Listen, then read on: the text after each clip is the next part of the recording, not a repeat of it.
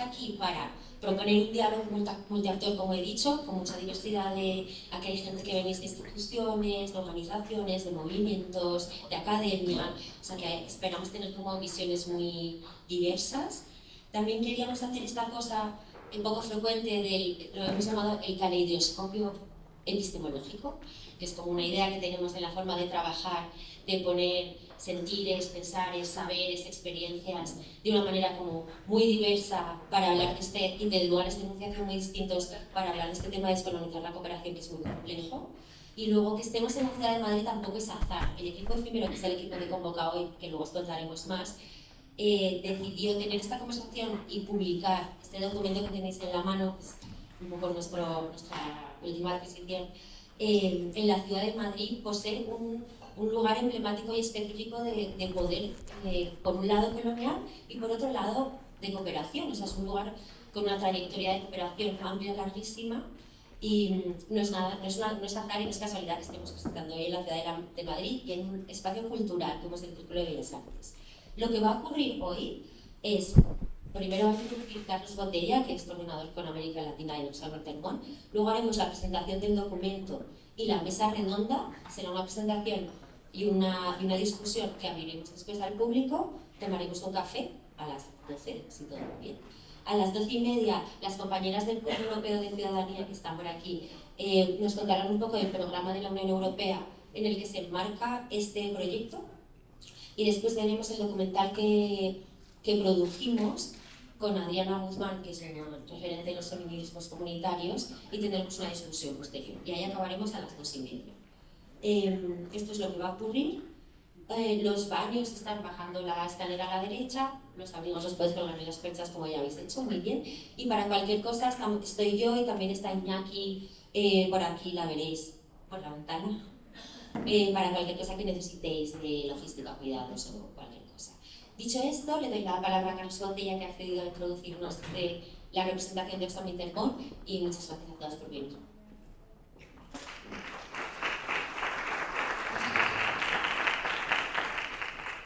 Bueno, pues nada, muchísimas gracias por venir.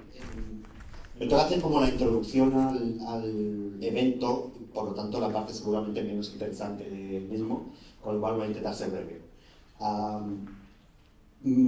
Quiero empezar por los agradecimientos. El primer agradecimiento es para la propia Unión Europea. Como veis en los logos del programa, y aquí a la derecha nos convoca, nos financia la Unión Europea. Y vamos a tener también un poco de explicación sobre este tipo de programas de líneas de la Unión Europea. Pero el agradecimiento no es por los fondos exclusivamente, es por el tipo, por el enfoque de estos programas, ¿no? Veréis que estamos teniendo conversaciones complicadas sobre la descolonización, porque la Unión Europea ha lanzado una línea que precisamente permite analizar el peso de la colonia y de las colonias en las políticas públicas actuales de la Unión Europea. Nos parece muy valiente, ¿no? Y por tanto el agradecimiento es doble, por la mirada política también y por el apoyo para este tipo de proyectos. Después, un agradecimiento a todas las personas, organizaciones que nos acompañan, panelistas, Filacero, que van a intervenir en este evento tan interesante. Al CBA, al Círculo de Bellas Artes, por acogernos en esta preciosa sala. Lástima lo que decía Natalia de las vistas, porque normalmente son espectaculares. A ver si luego explico un poquito. Un agradecimiento muy especial a mis colegas de Oxfam. Luego os contaré un poquito qué es Oxfam para los que no estéis tan al tanto. Pero sí el agradecimiento a todo el equipo de Oxfam que ha trabajado desde América Latina, que nos acompañan hoy y que han hecho un esfuerzo en el documento, pero también en la presencia aquí. Y por tanto, muchísimas gracias. También a mis colegas de Oxfam Intermón, que es la parte, digamos, española de esta red de Oxfam, que nos están acompañando, y a Natalia, que os ha hablado muy específicamente, un agradecimiento muy fuerte. Y un agradecimiento también que extiendo, ¿no?, a cada una de vosotras, ¿no?, por inscribiros, por darnos datos, por estar dispuestas a participar en conversaciones complicadas y valientes, que nos interpelan en nuestros privilegios y también en nuestras formas de hacer. y que, bueno, creo que hace falta pues, esa valentía que venimos hablando también para haber venido hoy aquí. Como os decía, algunas palabras sobre Oxfam. Oxfam es una red global que trabaja en más de 77 países, con más de 2.000 organizaciones socias y que llega hasta unos 14 millones de personas en sus proyectos y programas, ¿no? Hoy tenemos distintas representaciones de Oxfam aquí. Oxfam de América Latina, también Oxfam Intermón, que es la parte española de esa red internacional, y que tenemos una misión compartida, que es combatir la desigualdad para reducir la pobreza. Y desde ahí es donde enfocamos todos nuestros programas, también este, ¿no? Y este programa que veis ahí en el logo, que se llama Untold, es un programa financiado por la Unión Europea, como decía, y que busca tener un enfoque político sobre la descolonización al interior de Europa, ¿no? Es decir, cómo las políticas coloniales han influido en las políticas de cooperación, en este caso, y que cómo a través de metodologías innovadoras, más vanguardistas, se puede reflexionar desde distintos puntos de Europa sobre estas políticas y sobre ese efecto de descolonización para, obviamente, reformarlo y revertirlo. El proyecto Untold está gestionado por un consorcio muy diverso de organizaciones sociales de distintos países de Europa, desde Ucrania, Bélgica, Grecia, España, Eslovenia, y no solo con una diversidad, digamos, geográfica, sino una diversidad también de tipo de organización y de mandato de esa organización, de organizaciones culturales, sociales, políticas, ONGs, etcétera, que construyen una comunidad de propósito, es decir, un objetivo común, que es estudiar este impacto de las colonias en las políticas de cooperación internacional actuales, ¿no? El programa sí que tiene un déficit para nuestro punto de vista, que es un programa europeo para europeos y europeas. Es decir, en principio no está previsto ni la participación ni desplazamiento de personas del sur global. Pero Oxfam piensa que esto tenía que ser revertido, por tanto, las personas, hemos hecho un esfuerzo adicional para contar con voces del sur presentes, no solo hoy aquí, sino en toda la trayectoria del proyecto, y creemos que es una contribución para la mejora del propio proyecto. Y ojalá la Unión Europea en sucesivas ediciones pueda incluir también esta parte, porque claro, hablar de descolonización sin tener la voz, la presencia y el trabajo de las organizaciones y activistas del sur global, pues no tiene tanto sentido. Sobre el enfoque decolonial, un poco que es lo que nos trae hoy aquí, ¿no? Cómo descolonizar la cooperación. Oxfam ha hecho una apuesta muy fuerte por introducir este enfoque en sus formas de trabajo, tanto en el sector de cooperación, es decir, en España, pero también a nivel europeo, junto con otras organizaciones, hacer estas reflexiones y ver cómo se puede reformar la cooperación para hacerla, digamos, más balanceada y más justa, pero también a la interna de la propia red se ha puesto unas medidas para intentar, digamos, paliar esta desbalance, ¿no? Del origen de la organización, que era un origen pues, más centrado en el norte global, Reino Unido, pero también en Europa, Estados Unidos. Entonces se ha hecho un esfuerzo porque la presencia de Oxfam en otros países del sur global tenga la misma voz, el mismo poder y la misma capacidad de decisión que otras partes del norte global de la organización. O sea, para decir, no es solo un enfoque hacia afuera, es un enfoque hacia adentro también de la organización, ¿no? Por ser coherentes. Y creemos que además este enfoque, en un momento de desmantelamiento o voladura de la cooperación, es extremadamente relevante, ¿no? Porque la propuesta decolonial es una propuesta para reformar y mejorar la cooperación, para que siga siendo eficaz, para que siga siendo justa. Un par de cosas más sobre el evento. Ya Natalia ha dicho, esto es un evento multiactor, donde tenemos voces diferentes, diferentes en la procedencia, diferentes en la visión, diferentes en el tipo de organizaciones, y creemos que esto enriquece el evento y por tanto abracemos esa diversidad también. Veréis que es un evento que tiene distintos lenguajes y distintas metodologías, por lo tanto creemos que aporta también innovación y lo hace más entretenido, ¿no? Y quiero acabar quizás reiterando ese reconocimiento a todas las personas que estáis aquí por participar, porque es un acto de valentía, ¿no? Y de resistencia en un mundo que cada vez pues, los autoritarismos, las violencias físicas, pero también militares son cada vez más fuertes, pues creemos que es un acto de valentía, decía, mostrar y demostrar que la justicia global os sigue importando, ¿no? Por tanto, esperamos que este espacio de hoy os sirva, como diría Bob Dylan, ¿no? Como refugio en la tormenta, no solo atmosférica, sino también política, y por tanto que disfrutéis de la jornada y os resulte de mucha utilidad, ¿no? Así que muchas gracias. Y vamos a dar paso a la primera mesa. Gracias.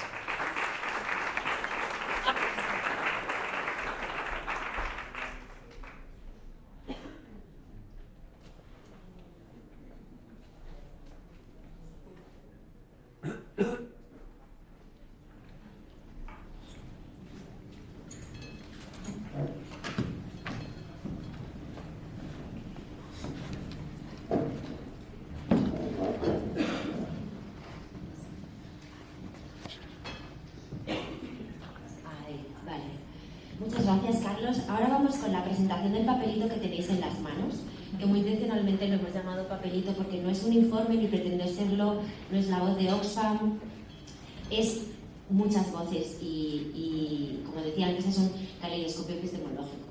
Entonces, este papelito es muy importante, primero decir, enmarcarlo y decir quién está detrás. Hay muchas personas detrás, no voy a ser capaz de nombrarlas, pero aquí es que estamos 4 que hemos sido especialmente responsables del trabajo.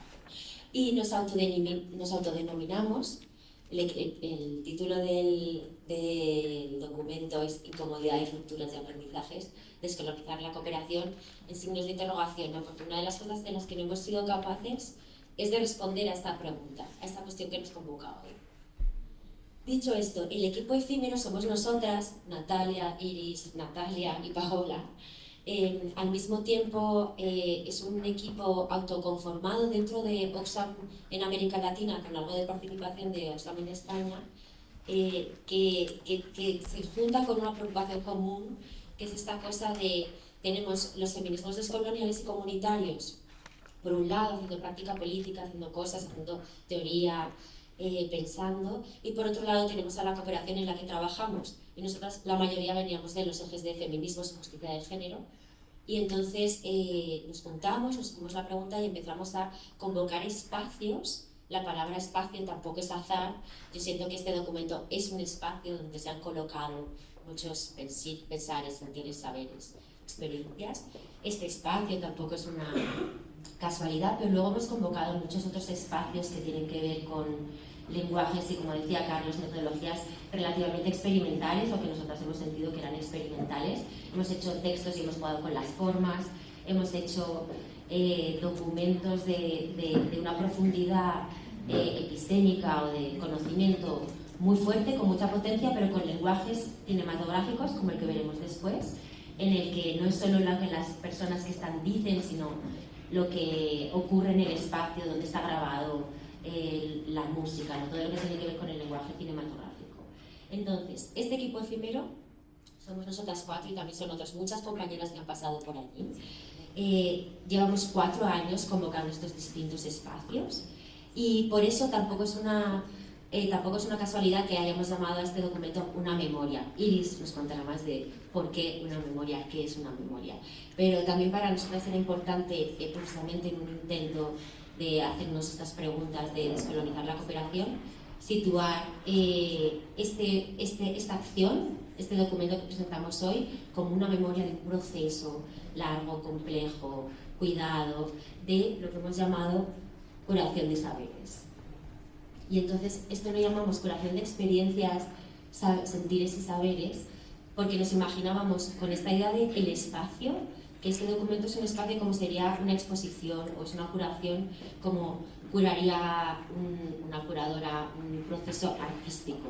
Nos imaginamos que aquí nosotras además la palabra curar viene de cuidar, y nosotras sentimos que sí hemos hecho al menos ese esfuerzo también como desde el lugar de enunciación feminista de muchas maneras, de cuidar las voces que tan generosamente se prestaron a dialogar con nosotras en espacios físicos, desde colectivas de bases, feministas referentes decoloniales como las que nombraremos, Adriana Guzmán, Ochi Curiel, Selena Rodríguez, hay muchas.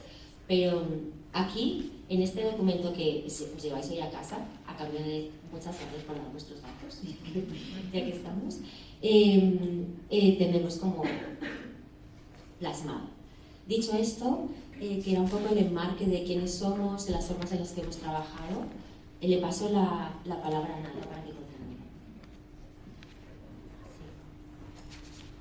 Bueno, yo soy la otra Natalia, no la que les estuvo hablando, soy Natalia Marci Coeteres, soy de Guatemala.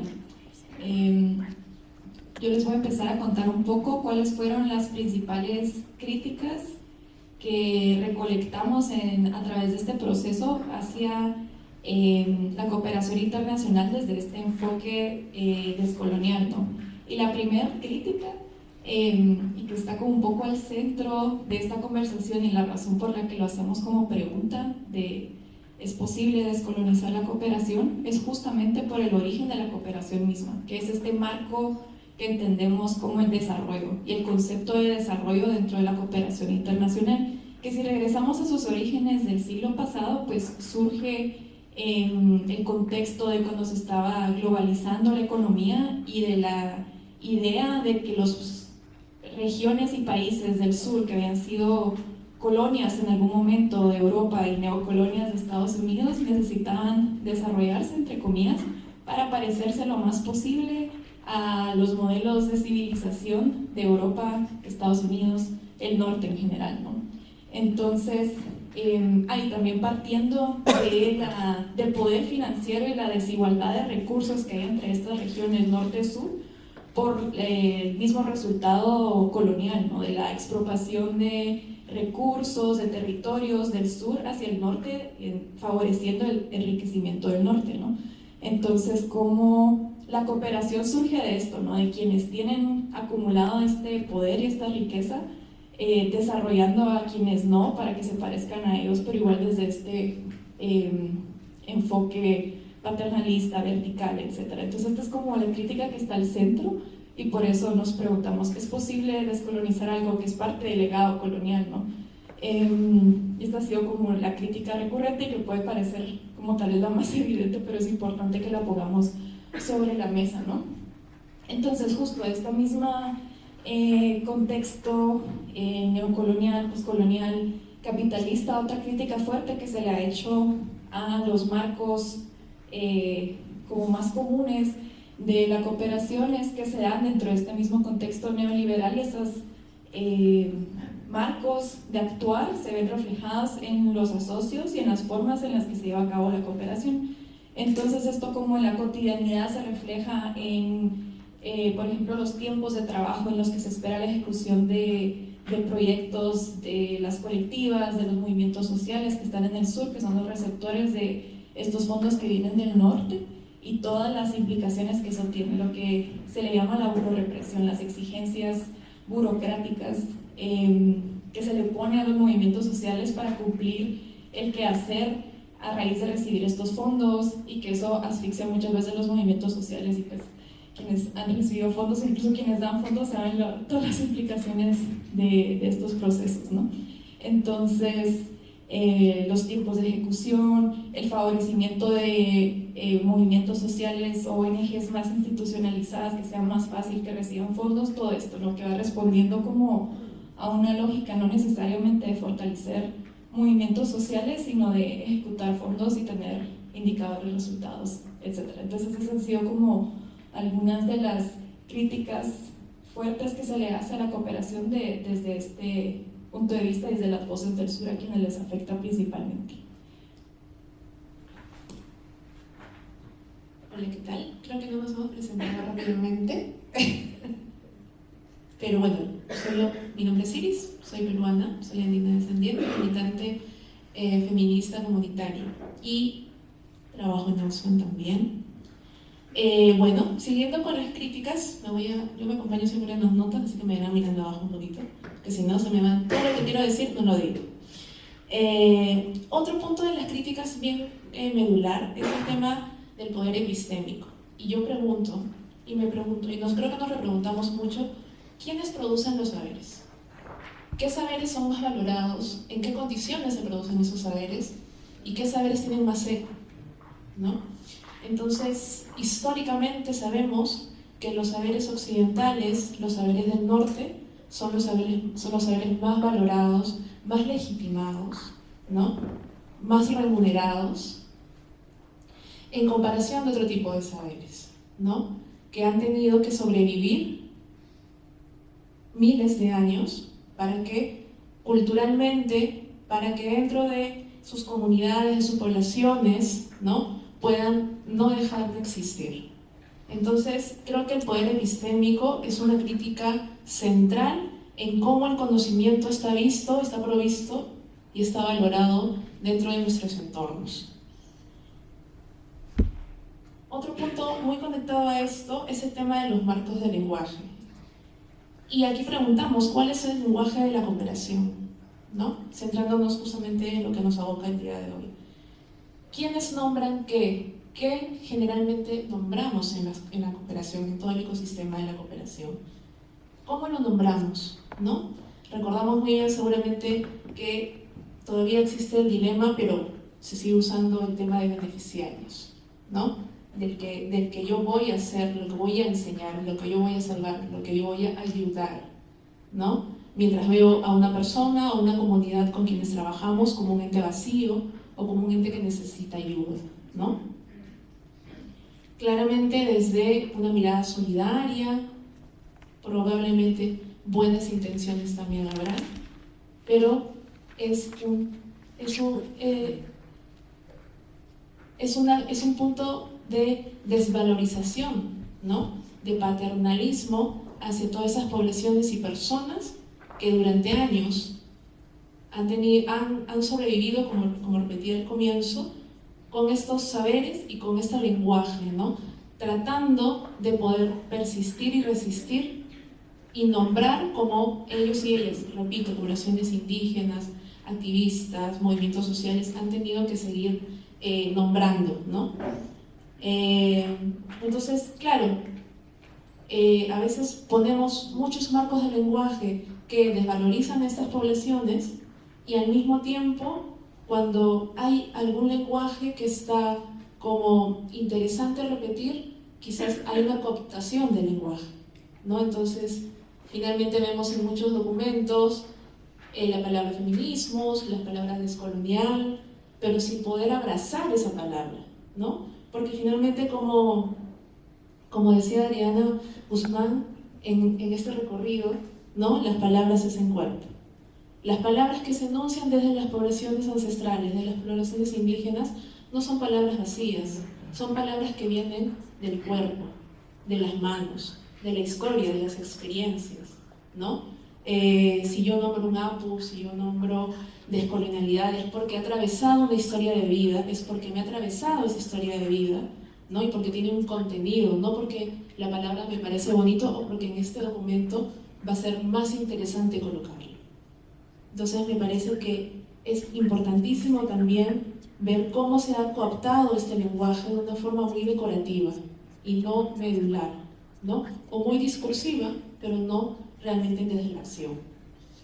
Y otra de las críticas que van a encontrar dentro de esta memoria es el tema de las cerillas. Y acá también comienzo con otra pregunta. ¿Quiénes trabajan en la cooperación? ¿Cuáles son esos perfiles? ¿No? ¿Cuáles? Porque claramente conocemos, pues, hay una diversidad de perfiles dentro de la cooperación. Pero aquí nos abocamos a aquellas activistas que trabajan en la cooperación y que se encuentran en una encrucijada, y creo que son nuestras historias de vida también al mismo tiempo, ¿no? Cómo militar y ser parte de la cooperación. cómo esos dos roles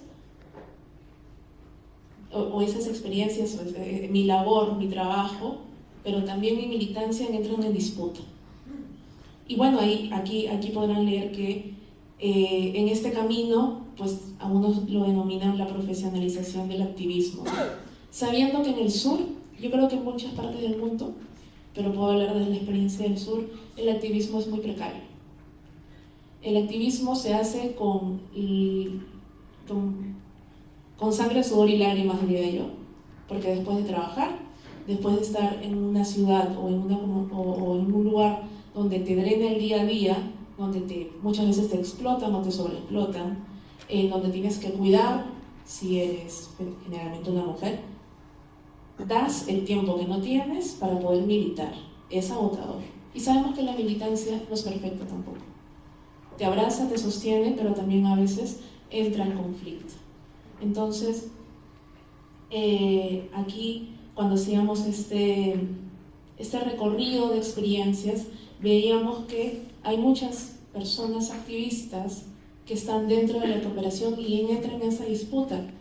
Y claro, la cooperación entonces también agota, pero tienes que seguir porque no tienes otro trabajo, porque tienes que sobrevivir, porque tienes que subsistir o cuidar a las personas de tu familia, necesitas un empleo.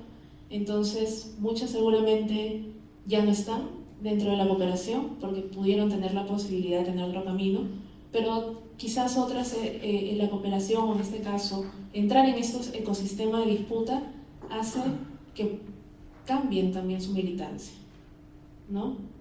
O se acomoden inconsciente o conscientemente a la dinámica que de alguna manera está instalada en la cooperación, ¿no? Entonces, no es una respuesta ya, creo que pasa por o atraviesa muchas historias de vida, pero nos hacía mucho sentido llamarlas cerillas, ¿no? Que nos vamos quemando. Cada una nos quemaremos de distinta forma, pero de alguna manera poníamos ahí que a veces la cooperación puede apagar ese fuego activista. Pero que al mismo tiempo es muy útil a los intereses también de las políticas, porque claramente siendo activista, militante, cercana a las bases, conoces la dinámica de los territorios, de cómo es una colectiva, una organización, ya sea feminista, comunista o de algún otro movimiento social. Y eso trae un valor agregado para la cooperación, claramente. Pero ¿eso es retributivo o es solamente algo asfixiante o algo que das y no realmente refleja lo que tú como activista quieres dar y que quieres que tu colectivo, tu organización también se sienta beneficiada? ¿Pasa eso? ¿No pasa? ¿Es solamente discursivo? ¿Es solamente das y dices, oye, yo dije esta información, yo acerqué, pero finalmente mi colectiva no ha recibido ningún tipo de apoyo autónomo real, ¿no? Entonces, bueno, a mí me gusta, y les decía a las compañeras que me gusta mucho el tema de las cerillas porque no es un tema tan hablado, pero es muy sentido y muy atravesado. Entonces creo que enunciarlo es sumamente importante para ir tejiendo justamente estas experiencias y ponerlo al centro también, ¿no? Bueno, eso con las críticas y seguimos. Hola. Sí, ahí les dejamos algunas de las citas que van a ir encontrando igual en el documento, pues para que se inspiren un montón. Son palabras de, en su mayoría, feministas latinoamericanas que han participado de los procesos que el equipo efímero ha convocado durante estos 4 años. Muchas de ellas seguro son nombres conocidos por acá, no sé qué tanto, pero por lo menos para nosotras han sido como unas sabedoras y unas voces que nos han iluminado mucho el camino. Yo soy Paola Gutiérrez, soy colombiana, activista, feminista en América Latina y trabajo para Oxfam en América Latina con el equipo de género. Como vamos súper bien de tiempo, hemos sido como muy juiciosas y además que los nervios creo que también hacen que resumamos bastante rápido.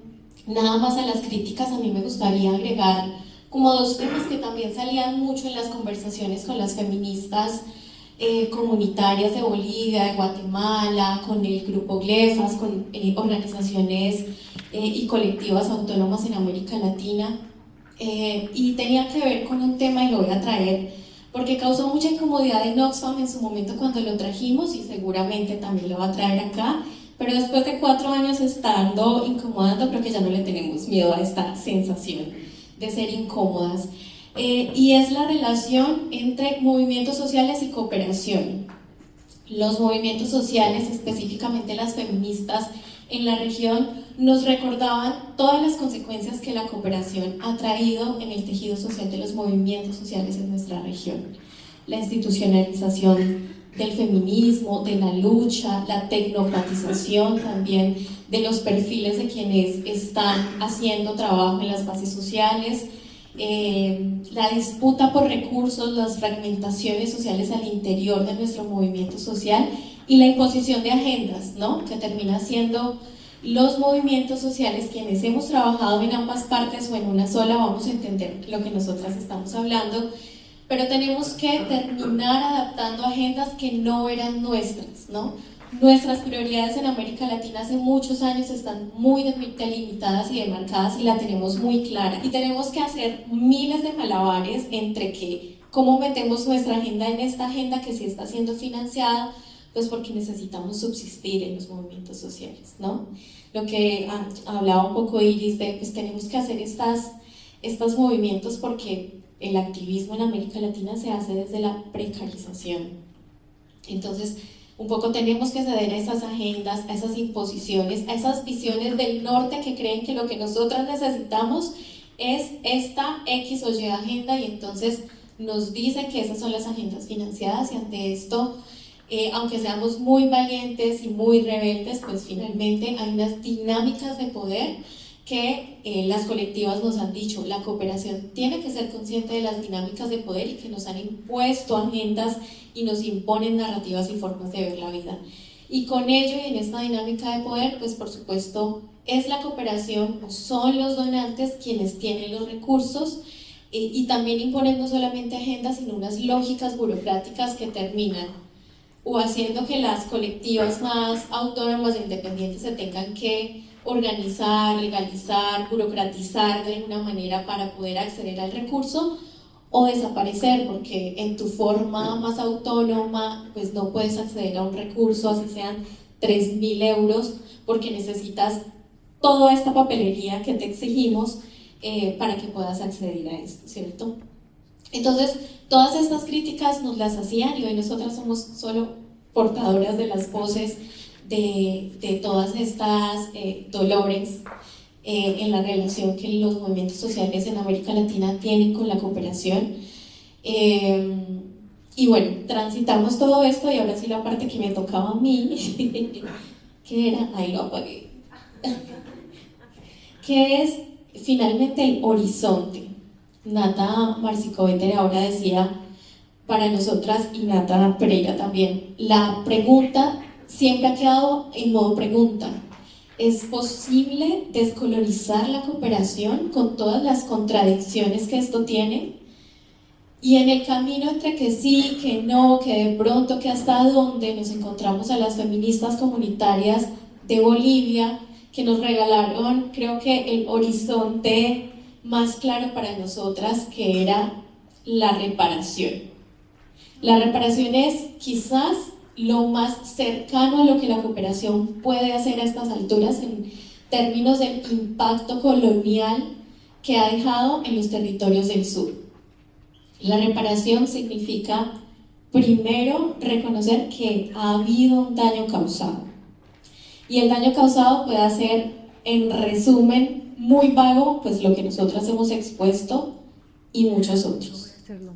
Un daño a partir de los procesos coloniales, un daño a partir de la imposición de las agendas, pero finalmente necesitamos reconocer eso. Pareciera obvio, pero dolorosamente no lo es para todas las organizaciones, para todas las compañeras y compañeros en las organizaciones ONGs y de cooperación, e incluso para los donantes. No es tan obvio que hay un daño que hay que reparar, un efecto de la colonización que hay que reparar. Y Carlos también decía, pareciera que esto es muy antiguo, pero no lo es, ¿no? Está más vivo y más vigente que nunca esta urgencia de pensarnos cuál es la tarea y el rol que le corresponde a quienes habitan la otra parte de esta historia, a quienes han hecho parte de los procesos de expropiación, expoliación del conocimiento, de los territorios, de las riquezas de los países y los territorios del sur. Y como veíamos que justamente suena un poco contradictorio descolonizar un aparato que ha servido para colonizar, que es la cooperación, pues el horizonte más claro y más honesto que hasta ahora nosotras hemos encontrado, y nos encantaría escuchar sus voces para ver cómo les resuena y si ustedes tienen alguna otra idea que surja para aportar a esta conversación, pero hasta ahora nosotras pues nos quedábamos como con esa idea de reparar los daños.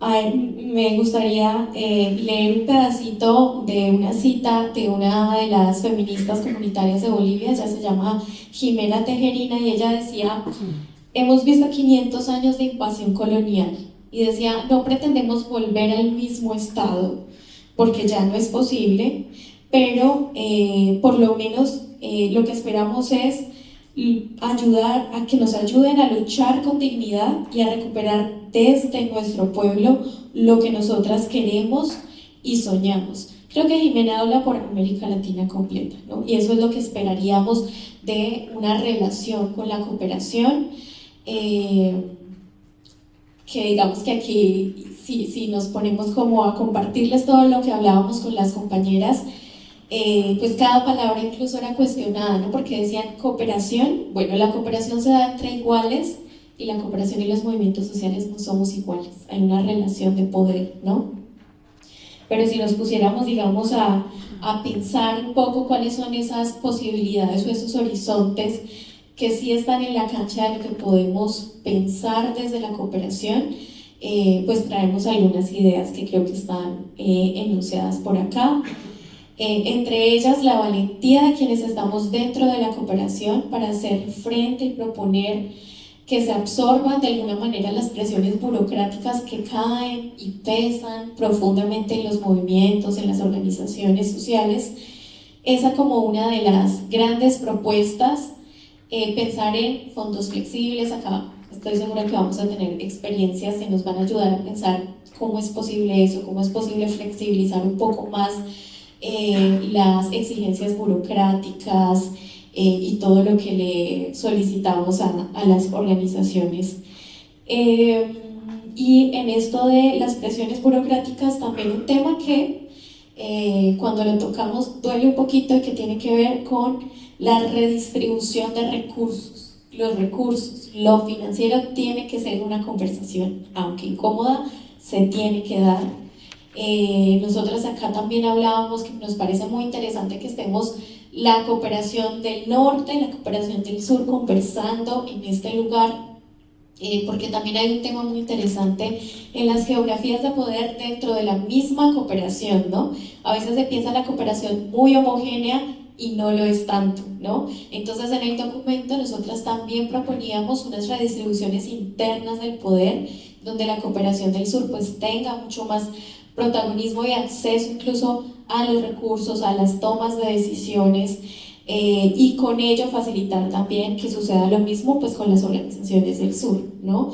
Que se redistribuyan los fondos, que sean fondos libres, y que se redistribuya de esta manera el poder, pero además que se diversifiquen los asocios, porque también algo que incluso pasa mucho desde el sur es que los asocios pues tienden a ser muy hegemónicos, ¿no? Muy urbanos, muy blancos, y es una crítica que nosotras nos hacemos a nosotras mismas en términos de también tenemos una tarea, como decía Carlos, es hacia afuera pero también ha sido hacia adentro asumida, y ahí vamos avanzando como en esa tarea pues de asumir la reparación, de entender, de darle cuerpo y forma a esto que nosotras hemos nombrado como reparar, que implica muchos temas hacia adentro, quienes hacemos parte del staff, de los equipos, en la cooperación, que tantas diversidades estamos dispuestas a abrazar hacia adentro de la cooperación y lo mismo que hacia afuera. Y Iris va a cerrar este momento de compartirles lo que traemos en el papelito que ustedes tienen, con casi que lo más lindo de esto, que tiene que ver con la memoria y la narrativa. Gracias, Pau. Sí, solo quiero como añadir que dentro de estas reparaciones, porque creo que son varios caminos, no son caminos únicos, dentro de esta reparación está justamente la redistribución, la sanación también, ¿no? ¿Cómo puedes seguir adelante si no hay una sanación? Un proceso de sanación dentro de este esquema y base de reparación. ¿Cómo puedes seguir adelante con algo que te duele, con algo que por momentos seguramente da la idea de que quieres cerrar, pero está vivo y es doloroso? Entonces creo que dentro de esto es importantísimo poder tener esta justicia epistémica de lo que hablaba antes de las críticas, pero bueno, también miremos esta herida y vayamos hacia, debemos de eliminar ese extractivismo epistemológico, ¿no? Cómo realmente nombramos, entendemos, comprendemos, abrazamos lo que estamos diciendo y siendo conscientes, ¿no? Si en todo caso nuestra política, nuestra organización, dentro de las diversidades de organizaciones dentro de la cooperación, no podemos, seamos honestos, no podemos ser descoloniales todavía, no hay necesidad de poner esa palabra, solo porque quizás sea más atractivo, ¿no? Seamos sinceros con eso, podemos llegar hasta este punto, pero somos honestos con lo que podemos hacer. Entonces me parece importantísimo esta justicia epistémica de comprender e incluir los saberes, pero no solamente, y digo comprender, porque no me parece solamente ponerlo o porque, bueno, tal activista del sur ha puesto esto, que genial, sino realmente es un proceso de entendimiento y comprensión cercana de lo que significa y resignifica ese contenido para las luchas de los movimientos sociales del sur, ¿no? Y bueno, claramente en conjunto con eso una reconfiguración del lenguaje, que me encanta esto de dejar de hablar de cooperación sino de reparación, ¿no? Comencemos a hablar más de dejar no solo cooperar, sino que empecemos a reparar. Creo que esa anunciación, esa palabra que es ese cuerpo, nos va a empujar realmente a acciones más concretas, ¿no? Acciones más que sanen y que realmente reparen. Y finalmente sí, la memoria definitivamente es una práctica política. Y es una práctica política que en el sur nos ha servido un montón de centro para poder recordar y para poder seguir luchando. Y lo que se intenta generalmente es borrar la memoria.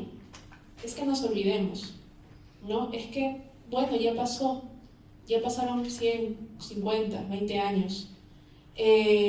Pero creo que la memoria no debe verse solamente como una recopilación de datos o pasó esto. La memoria atraviesa vidas, atraviesa historias, atraviesa pueblos.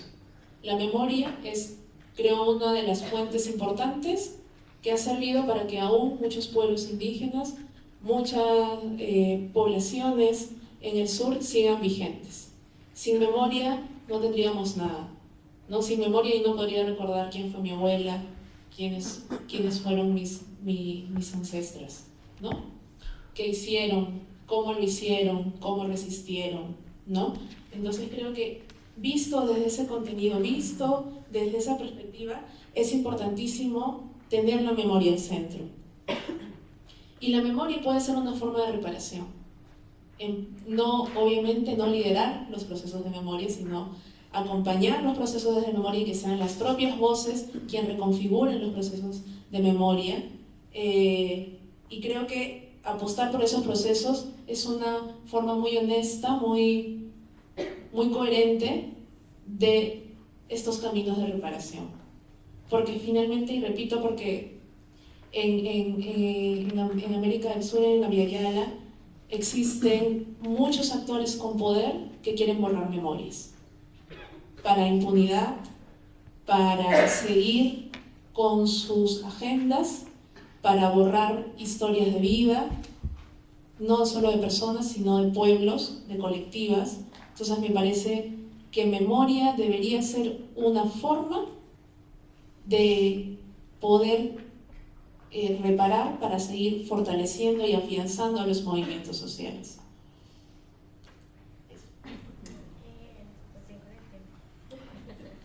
Sí, con esto cerramos. Nos hemos dejado leer las potentes citas que traíamos. Mira, ya no funciona. Aquí, la de Ochi Curiel yo creo que sí que la podemos dejar leer.